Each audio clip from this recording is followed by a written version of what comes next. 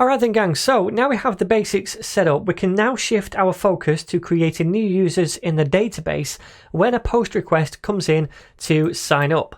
So to do that, we're going to need a user model, which we're going to create using Mongoose. So first of all, let's create a models folder and we'll place all of our different data models inside here. We're going to create one called user, so user.js with a capital U for us. You can call it what you want though. And then inside here, the first thing we need to do is require Mongoose, because this is what we're going to use to create a new model. So remember, in the first lesson of this series, let me just import that first because I can't type and talk at the same time. In the first lesson of this series, we installed this package right here, Mongoose. So that's what we're using now to create a new user model. So the first thing we need to do is create a schema for the model, and the schema basically dictates how these different objects are going to look, or these different documents are going to look inside the database. So what properties will a user have, that kind of thing. So let's create that schema first of all, and I'm going to call it user schema, like so, and I'm going to set that equal to a new mongoose dot schema with a capital S. And then inside here, we pass in an object, and this object defines the structure of our user documents. So the two properties that we want this user to have is an email property, and we'll come back to the object here in a second, and also a password property, right? So we're saying this schema for these users must have these two properties. Now, inside these objects, we can define what these properties should look like. So first of all, I want to say that the data type of this is going to be a string. Okay, so the type of the email is always string. It's also going to be required. So I'm going to say required is equal to true. And then I also want this to be unique. So I'm going to say unique is true. And that's so no user can sign up twice with the same email address. So when we try to sign up, this model is going to look at our database collection, and if an email already exists for the email the user is trying to sign up with, it's going to come up with some kind of error, and we'll see that later on. But either way, it has to be unique. And then finally, I'm going to say lowercase is true. So if they sign up and they're in caps lock mode and they submit, then we're going to take that value and we're going to turn it into lowercase before we store it. All right, so that's pretty much it for the email. We've defined that. It's a string, it's required, it's got to be unique, and we're going to make sure it's lowercase before we save it in the database. All right, so for the password, again, we're going to say type is string, and then we're going to say required is true, and oops. After that, we don't want this to be unique, but we do want min length to be something like 6 characters long. Maybe this should be longer, but for the sake of this tutorial, this will ensure that the user's password can't be less than 6 characters long, okay? So we have those two properties defined in our user schema, and that defines what user documents or records should look like in the database, right? So now we need to create a model based on this schema.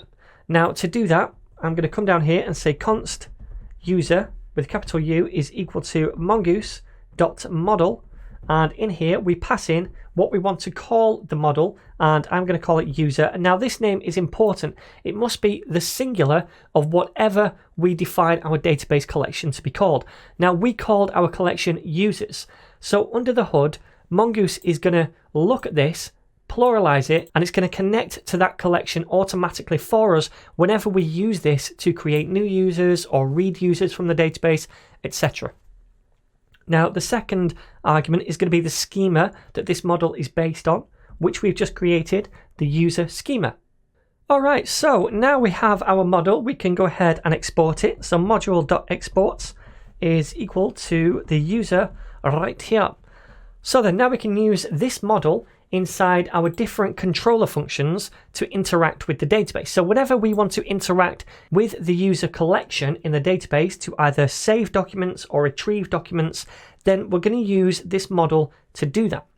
So let me now go to the Auth controller, and what we're going to do is just flesh out this handler right here, the post handler for /signup. So we still want to grab these properties from the request.body that we send along with the request. But now we don't want to do this right here. Instead, we want to do something different. We want to try and create a new user in the database with these properties. Okay, so I'm going to place all of this inside a try catch block. And basically what this does is try to do something, and if it fails, it's going to catch the error and fire this instead. Now what we're going to do is try to create a new user based on these properties using the user model. Now if that fails and there's an error, then this is the code we'll run right here, and we'll do something with that error. So first of all, we need to import the user model that we have right here into this file. So let me do that right at the top. I'm going to go up here and I'm going to say const user is equal to require, and we want to go out of this folder into the models folder, and then we want the user. All right, so we have that. Now we can create a new user using that model inside this file. So I'm going to do this right here by saying user, which we just imported, and we can use a method on this called create. And what that does is create an instance of a user locally for us and then saves it to the database. So all we need to do is pass in the object which kind of defines our user right here.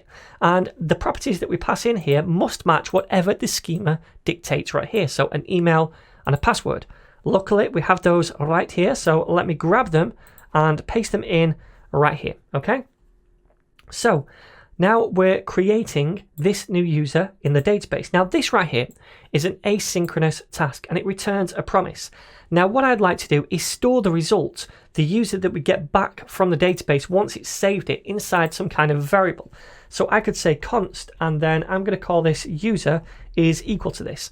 Now if we just left it at that, that would fill this up with the promise because this is asynchronous. So we want to wait until this is complete and the promise has resolved, and then we get the user and store that in here. So all we need to do is say await right here.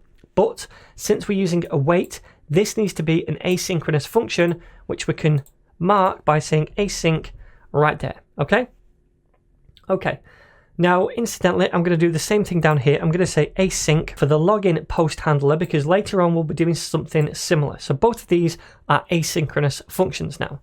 All right, so hopefully we have our user now, and once that's done, and only once that's done, we can then send a response. So I'm going to say response, and then first of all, I'm going to say status to set a status of the response. Now this status is going to be 201, meaning it's a success and we've created this resource, this new user.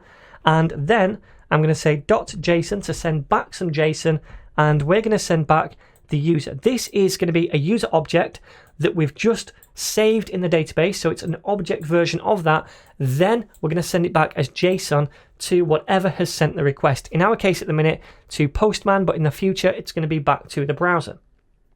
Okay, now if there is an error with this, for example, if they've not sent an email and password in the request and we don't have those, then it's going to catch that error right here. And for now, all I'm going to do is log out the error by saying console.log error. And then under that, I'm going to say response.status 400, which means there's an error. And then I'm going to send back a response. And it's just going to be a plain text response that says error, user not created. Now, at the minute, that's not very helpful to the user. They probably won't know what's wrong. And later on, we'll do some better handling. That's just for us for now. So we can see that this fires when there's an error. Okay. So that is pretty much it from here. Now we can test this in Postman. All right then, so let's try this out in Postman. Let's make a request to fire this handler function. So this needs to go to /signup, and we need to send this JSON in the body. So make sure you have body selected, you paste this in, and also the type of data is JSON. It's a post request. Let's send this and see what response we get back. So send, and now we see this object right here, and this is the user that we get back from the database after we've successfully created and saved that user to the database. So it communicates with the MongoDB database we have and that collection, the user collection. It creates the document. MongoDB creates that document for us and it sends that back as a response, and that's what we get right here. So notice MongoDB has attached a unique ID to this user for us, and that's stored as well with each document, even though we didn't specify that we wanted that, but also we have the email and the password stored right here as well. Now also, if we take a look inside the collection over here, I'm just going to refresh by going over here to the right. I'm going to refresh. We should see that document now inside this collection, which we do right here. We have this object ID, which is the ID of the document, and these two things, the email and the password. Now, one thing to mention at this point, you should not ever store plain passwords like this in a database. If the database was compromised, then all of your users' passwords are then readily available to the hacker. So later on, I'm going to show you how to hash the passwords and then store a hashed password in the database. But for now, for the sake of learning, this is okay, but never do this in production, all right? So what happens if we don't pass the correct data with the post request? Well, let's give that a shot. What I'm going to do is actually take off these properties right here and just try to send this request. So I'm going to send it and we get this error back. Error, user not created. And that's this error right here. So it's trying to create a new user document, but because we said in the schema that this is required, the email and the password is required, then it's saying, well, no, you've not sent those, so I can't create this new user document in the database, and so therefore it fires the error. And we log that error to the console here, so we should see it if we zoom this up, and we can see all of this stuff right here, and it's quite complicated to look at, but if you go right to the top, we can see path email is required, path password is required, so it's not saving that in the database. And we can verify that by opening up the database over here, and I'm just going to refresh again over here just to make sure that nothing has been saved, and we can see we still have just the one document. So this thing right here is the same generic error every time we send some kind of invalid data, and that's not very helpful to the user. So it would be nice to send back tailored errors like the password is too short, or that email has already been used, or email is required. Now we can already see these errors in the console over here, right? Because that's what this throws, this thing when we try to do it, and it throws this error. So we can see those errors. But what we need to do is let the user know about those errors. So in the next video, we're going to create some custom validation errors for our model and provide better errors to the client.